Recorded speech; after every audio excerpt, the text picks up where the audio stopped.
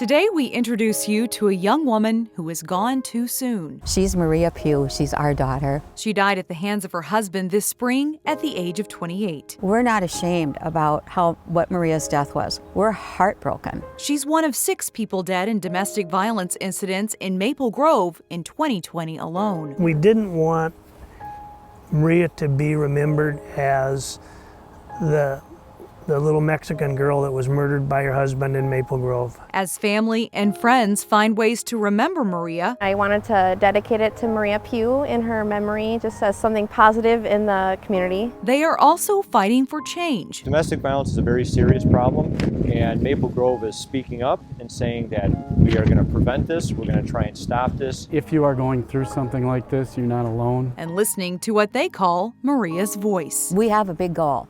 Our goal is to end domestic violence. Her legal name was Maria Fury, but Maria's parents don't want their daughter remembered with the name of the man who took her life. Instead, Lissa Wymelt and Bill Pugh are doing what they say their daughter Maria Pugh would have wanted. The pictures tell the story. A fearless flyer and competitive cheerleader She just loved to go for it. who loved to go up north Maria loves to fish. So cute. and always ready to connect with the people she loved. A phone on her ear. That's her natural state. There are so many pictures. There's hardly ever a picture without a smile. And Maria's parents, Bill and Lissa, have just realized how happy their daughter always appeared to be. I knew she always smiled in her pictures, but until I go back and look at them now, I didn't realize she's smiling in every picture, except a few. This is how they'd like their daughter remembered, with her smile and confidence, not for the tragedy of her death. Were there signs? Yeah. Now that we know some of the signs, there are a lot of them. But did we ever in a million years think he was going to kill her? Well, of course not. Bill and Lissa don't share photos of the man Maria married after about a year of dating. She was a very confident person Extremely. and Very confident. really, told us, I've got this, I've got it under control, we're working on it. But Bill and Lissa believe the isolation prompted by the coronavirus didn't help the situation. At the end of April, police found Maria's body hidden in the townhome she shared with her husband. We're not ashamed about what Maria's death was. We're heartbroken. We're to our knees about it. But I'm not ashamed of it. And the only reason I'd be ashamed of Maria's death is if I did nothing about it. We have a clear voice in our head of what we should do. It's Maria's voice. And Maria's Voice is the new nonprofit started by family and friends. Maria always wanted to change something, and we could make a change. We didn't know exactly what, and I think we're refining what that is. We wanted to, number one, we knew right away, we really wanted to change how the media talks about a victim. And then lofty goals that focus on healing and teaching healthy relationships. Our goal ultimately as a family is to open a conversation that has a societal shift in preventing domestic violence. And that's the story that Maria's parents will tell. She lets us know, Mom, get out there, get to work. Quit crying, get to work. Come on, Dad, pay for that. We have an angel on our shoulder. Maria's husband did confess to the crime and committed suicide in jail in July, just days before his sentencing. The community of Maple Grove came together this fall in a vigil for Domestic Violence Awareness Month.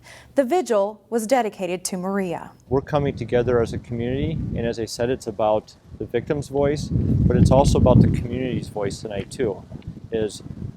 Domestic violence is a very serious problem, and Maple Grove is speaking up and saying that we are going to prevent this, we're going to try and stop this, and it's something that we're going to address in our community. The vigil had a message: bring domestic violence out of the shadows and make it an issue that friends, family, and community members will ask about and talk about. If you sense something isn't quite right with a loved one, reach out, as it's an issue that impacts the community. Domestic violence incidents are also tough for police departments. Reporter Sonia Goen shares more about how the death of Maria Pugh impacted the Maple Grove Police Department. So it was very emotionally draining, and also, having to discuss with a family member that their loved one isn't coming home. Officers say one of the hardest parts of this case was digging with their bare hands in the tiny space to find Maria. Our crime lab, did the majority of the excavation, and then I was, one of the detectives down in there assisting with that part. Police later arrested Joshua. He pleaded guilty to second-degree murder and killed himself in the Hennepin County Jail. But Maria's case wasn't the only domestic violence case that impacted officers. So far in 2020, there have been 6 fatal domestic-related incidents. Yeah, we've had quite a year, and it's been very difficult to have one major incident after another. Detective Smith says the emotional agony from domestic abuse cases sometimes sink in days, even months after the incident. It's almost impossible not to relate it to your personal life. And when you have someone's daughter, and I have a daughter as well, and just looking at the comparable parts of that, it's very, very trying on someone. We will leave you with this number that you might need to know.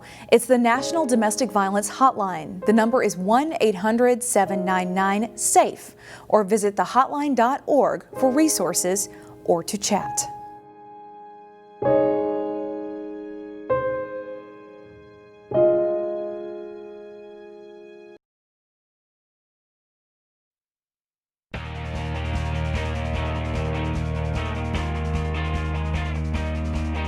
The season's ended Saturday for high school soccer teams. An early week snowstorm pushed section finals until Saturday. Jay Wilcox has highlights from the 8AA boys final and a recap of how our other local teams fared. Top seed Maple Grove hosting number 2 seed Moorhead for the Section 8AA boys soccer title. Maple Grove gets a chance here. The ball bounces to Levi Dunlap for a close-range blast, but Jacob Hendrickson makes a nice stop for the Spuds. Then Teddy Miller serves one in to Dunlap for the header toward Chidera Anyamele, but Hendrickson swats it away at the last minute. This game is 0-0 at halftime. Early in the second half, a nice run by Chris Franz up the left side.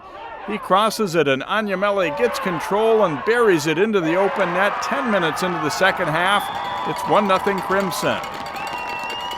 France on the other side helps set up an insurance goal. He gets it to Christian Lodholtz, back to Damon Humphrey. Humphrey is patient and drills the short shot to make it 2-0 Maple Grove. That's the final as the Crimson win the Section 8 title on a great Saturday for local teams, with all but one of them winning their section finals.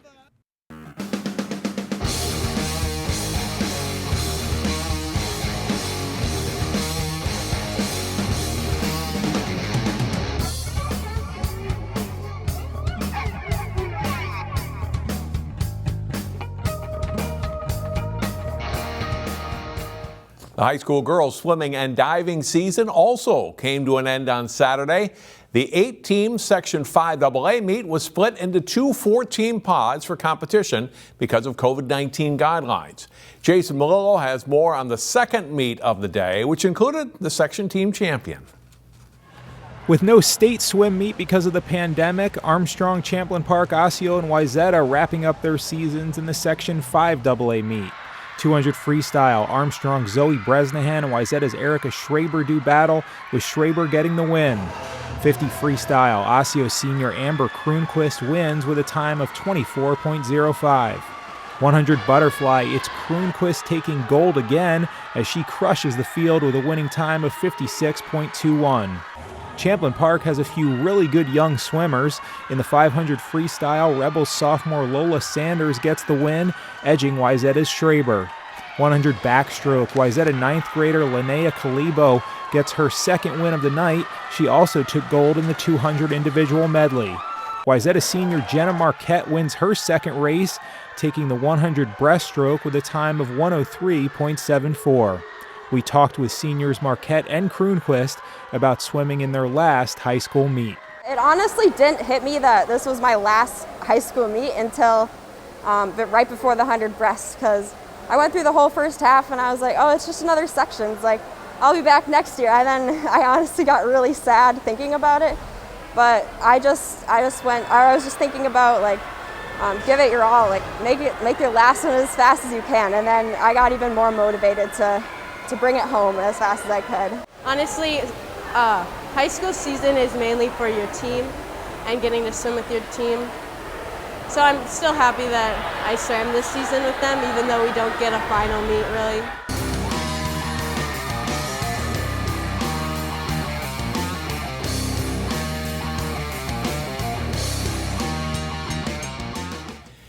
In Section 8AA, Maple Grove finished fourth behind Moorhead, Buffalo, and St. Michael Albertville. Crimson senior Maddie Best won the 50-yard freestyle event as Maple Grove swimmers finished 1, 2, 3 in that race. Maple Grove also won the 200-yard freestyle race. Breck won the Section 2A meet with Benilde St. Margaret second and Blake third. For more stories like this, please visit our website at ccxmedia.org. That's all for sports. I'm John Jacobson. Find more prep sports games and highlights at ccxmedia.org and follow us on social media.